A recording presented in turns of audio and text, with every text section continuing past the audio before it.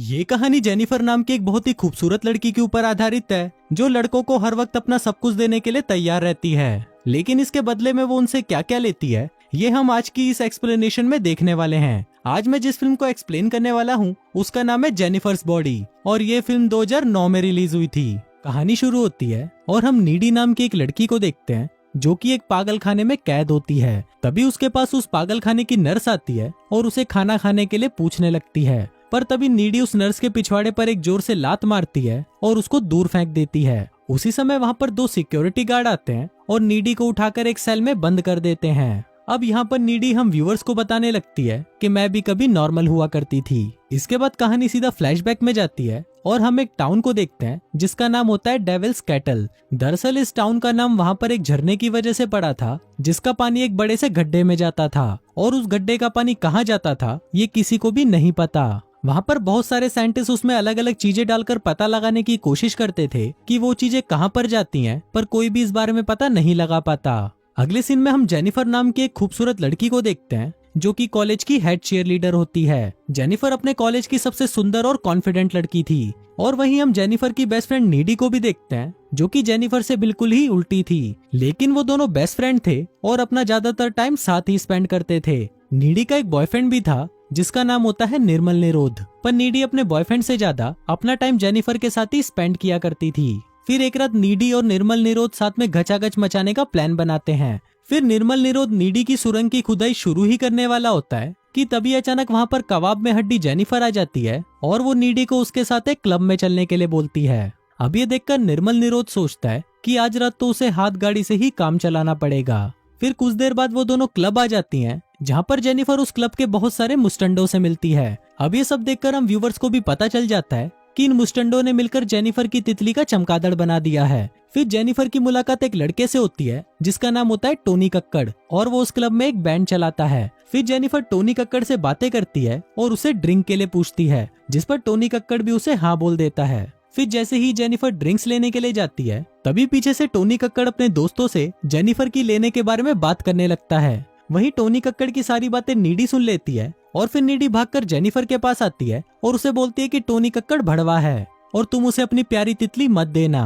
पर Jennifer needy की बातों पर बिल्कुल भी ध्यान नहीं देती और वो टोनी कक्कड़ का परफॉर्मेंस देखने के लिए चली जाती है। अब उसकी परफॉर्मेंस शुरू होने के कुछ टाइम बाद ही उस क्लब में आग लग जाती है और चारों तरफ भगदड़ मच जाती है। सभी लोग वहाँ से बाहर निकलने के लिए भाग रहे होते हैं और इस भगदड़ में बहुत सारे लोग कुचले भी जाते हैं। फिर नीडी जेनिफर को अपने साथ वॉशरूम में ले जाती है और वो दोनों वॉशरूम की खिड़की खोलकर वहाँ से बाहर निकल जाती हैं। बाहर निकलते ही नीडी देखती है कि वो क्लब पूरी तरह जल चुका है और उसके अंदर लोग बाहर निकलने के लिए जोर जोर से चिल्ला रहे हैं। तभी वहाँ पर टोनी कक्कड़ आ जाता है और वो जेनिफर को अपने साथ चलने के लिए बोलता है। नीडी उसे जाने के लिए मना कर देती है, पर जेनिफर टोनी कक्कड़ के साथ जाने के लिए राजी हो जाती है और फिर वो टोनी कक्कड़ की वैन में बैठकर वहाँ से चली जाती है। पर नीडी को ये सब बिल्कुल भी अच्छा नहीं लगता कि जेनिफर कुछ अनजान चूतियों के साथ चली गई है। फिर घर पर नीडी को जेनिफर की बहुत चिंता होने लगती है, इसलिए नीडी अपने बॉयफ्रेंड निर्मल निरोध को फोन लगाती है और उसे सारी बातें बता देती है। नीडी बहुत ज्यादा घबराई हुई थी कि वो लोग जेनिफर के साथ कुछ कर ना दें। तभी नीडी के दरवाजे पर कोई नॉक करता है और नीडी देखने के लिए नीचे चली जाती है। फिर वो जैसे ही दरवाजा खोलती है तो वो देखती है कि वहाँ पर कोई नहीं होता। फिर वो दरवाजा बंद करके वहाँ से जाने ही लगती है कि तभी उसको नीचे के रूम से किसी की आवाज आने लगती है। फिर नीडी उस रूम के अंदर जाती है तो वो देखती है कि वहाँ पर जेनिफर खड़ी है और उसके पूरे शरीर पर खून लगा हुआ है। इसके बाद जेनिफर नीडी का फ्रिज खोलती है और उसमें से कच्चा मांस निकालकर खाने लगती है। अब नीडी जेनिफर को देखकर बहुत डर जाती है और उससे बात करने की कोशिश करती है, पर जेनिफर वहाँ पर काफी डरावनी आवाजें निकालने लगती है और फिर वो अपने मुंह से कोई काला लिक्विड निकालकर वहाँ से चली जाती है। फिर अगली सुबह कॉलेज में नीडी जेनिफर और कल रात के बारे में सोच ही रही होती है कि तभी वहाँ पर जेनिफर आ जाती है जो बिल्कुल ठीक लग रही थी। अब नीडी जेनिफर से कल रात के बारे में बात करने लगती है, पर तभी वहाँ पर प्रोफेसर चूतड़मल आ जाते हैं और पिछली रात क्लब में मरे हुए लोगों के बारे में बात करने लगते हैं। वहीं जेनिफर प्रोफेसर चूतड़मल की बातें सुनकर हंसने लगती है जो कि नीडी को काफी अजीब लग रहा था। दूसरी तरफ हम स्कूल की फुटबॉल टीम के कैप्टन झुंझुनू को देखते हैं जो कि ग्राउंड में अकेला खड़ा होता है। झुंझुनू अपने मरे हुए दोस्तों के बारे में सोचकर बहुत दुखी होता है, पर तभी उसके पास जेनिफर आती है और उसको बोलती है कि मैं भी बहुत दुखी हूँ, प्लीज मेरा दुख दूर करो। और ऐसा बोलकर वो झुंझुनू का हाथ अपने संतरों पर रख देती है। अब इससे झुंझुनू का छोटा झुंझुनू वाइब्रेट करने लगता है और फिर वो दोनों घचाघच मचाने के लिए जंगल में चले जाते हैं। वहाँ जाते ही वो दोनों चुम्मा चाटी करना शुरू कर देते हैं, पर कुछ ही देर में जंगल के सारे जानवर वहाँ पर आ जाते हैं और उन लोगों को चुम्मा चाटी करते हुए देखने लगते हैं। झुंझुनू को ये देखकर काफी अजीब लग रहा था, पर तभी वो जेनिफर को देखता है जिसका मुंह अचानक किसी जानवर की तरह खुलकर बड़ा हो जाता है और फिर वो झुंझुनू को मार डालती है। वहीं झुंझुनू की चीख सुनकर प्रोफेसर चूतड़मल वहाँ पर आता है और वहाँ पर झुंझुनू को मरा हुआ देखकर उसकी फटकर 64 हो जाती है। इसके बाद वो पुलिस को इन्फॉर्म कर देता है और पुलिस वहाँ पर खूनी का पता लगाने में लग जाती है। दूसरी तरफ नीडी और जेनिफर फोन पर बात कर रही होती हैं और नीडी जेनिफर को बताती है कि मैं इस टाउन में हो रही इन घटनाओं से बहुत परेशान हो चुकी हूँ।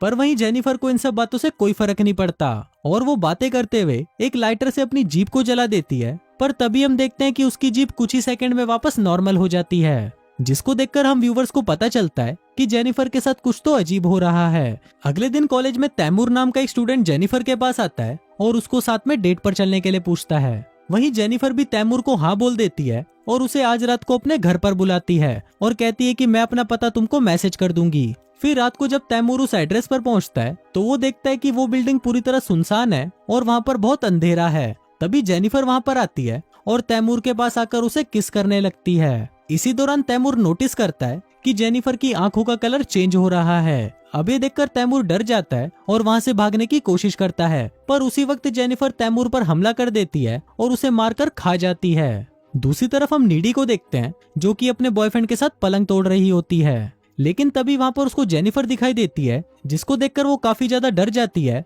और उठकर वहाँ से चली जाती है। नीडी कार ड्राइव करके अपने घर जा रही होती है, पर तभी रास्ते में उसे जेनिफर दिखाई देती है जो उसके कार के ऊपर जंप करती है। अभी सब देखकर नीडी की भी फटकर 64 हो जाती है और वो घर आकर रोने लगती है। इसके बाद वो जैसे ही अपने रूम में जाती है तो वो देखती है कि जेनिफर वहीं पर है। फिर जेनिफर नीडी के पास आती है और उसे रिझाने की कोशिश करने लगती है। फिर वो दोनों चुम्मा चाटी करना शुरू कर देते हैं, पर नीडी को दो सुरंगों को आपस में रगड़ने में कोई इंटरेस्ट नहीं था, इसलिए वो जेनिफर को आगे का प्रोसेस करने से रोक देती है। वहीं ये सब देखकर हम व्यूवर्स का भी मूड खराब हो जाता है क्योंकि मेन काम तो रुक ही गया था। इसके बाद जेनिफर नीडी को उस रात के बारे में बताती है जिस रात क्लब में आग लगी थी। यहाँ पर हमें पता चलता है कि उस रात टोनी कक्कड़ जेनिफर को उसी झरने के पास लेकर गया था और वहाँ पर टोनी कक्कड़ और उसका बैंड सक्सेस पाने के लिए शैतान को जेनिफर की बलि देने वाले थे। फिर वहाँ पर टोनी कक्कड़ जेनिफर से पूछता है कि क्या तुम सील पैक हो। अब जेनिफर काफी डरी हुई थी, इसलिए वो झूठ बोल देती है कि हाँ मैं सील पैक हूँ।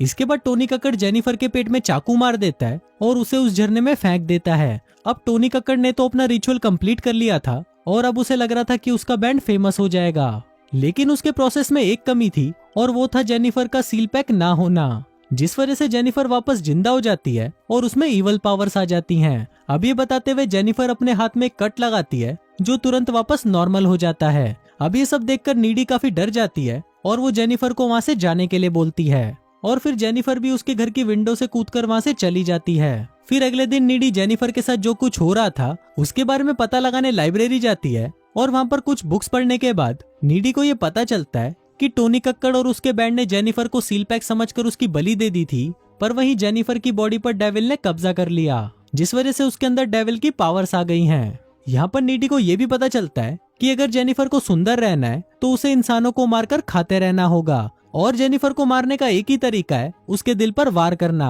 अब नीडी को ये डर लगने लगता है कि कहीं जेनिफर उसके बॉयफ्रेंड निर्मल निरोध को भी ना मार डाले, इसलिए नीडी निर्मल निरोध के पास जाती है और उससे ब्रेकअप कर लेती है। साथ ही वो उसे ये भी बताती है कि जेनिफर अब एक डेविल बन चुकी है, पर इस पर निर्मल निरोध उसकी बातों पर विश्वास नहीं करता और वहाँ से चला जाता है। उसी रात स्कूल में एक डांस पार्टी होती है और सभी लोग उस पार्टी में जाने के लिए तैयार हो रहे होते हैं। तभी नीडी भी सबसे पहले उस पार्टी में पहुंच जाती है और वहाँ पर निर्मल निरोध का इंतजार करने लगती है। दूसरी तरफ निर्मल निरोध पैदल ही अपने घर से उस पार्टी में जा रहा होता है। तभी रास्ते में उसे जेनिफर मिलती है और उसे नीडी के बारे में बताने लगती है। जेनिफर उसे बताती है कि स्कूल टाइम में नीडी के मौत के कुएं में बहुत सारे लड़कों ने अपनी बाइक चलाई है। अब ये सभी बातें सुनकर निर्मल निरोध काफी सैड हो जाता है, पर तभी जेनिफर उसे रिझाने लगती है और उसके साथ घचाघच करने के लिए उसे लेकर एक सुनसान जगह पर आ जाती है। वहीं पार्टी में नीडी को ऐसा एहसास होने लगता है कि शायद जेनिफर उसके बॉयफ्रेंड के साथ कुछ बुरा करने वाली है, इसलिए वो परेशान होकर निर्मल निरोध को ढूंढने के लिए पार्टी से बाहर आ जाती है।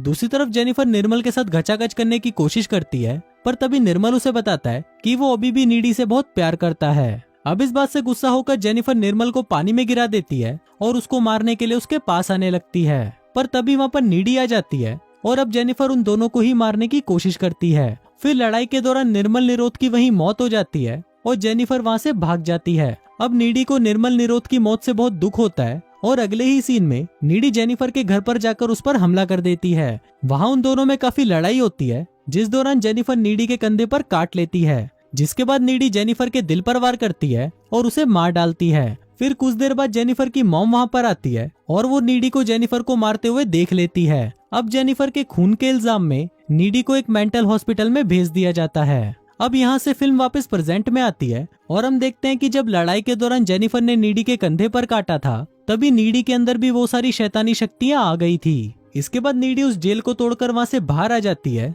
और वहाँ से सीधा उस झरने के पास जाती है जहाँ पर जेनिफर की बलि दी गई थी। अब फिल्म के लास्ट सीन में हम देखते हैं कि टोनी कक्कड़ और उसका बैंड काफी फेमस हो गया है, पर कुछ ही दिनों के अंदर उसके बैंड के सभी लोग मारे जाते हैं और सीसीटीवी फुटेज से पता चलता है कि नीडी ने ही जेनिफर का बदला लेने के लिए उनको मार डाला है। और फिर इसी के साथ ही ये फिल्म यहीं खत्म हो जाती है।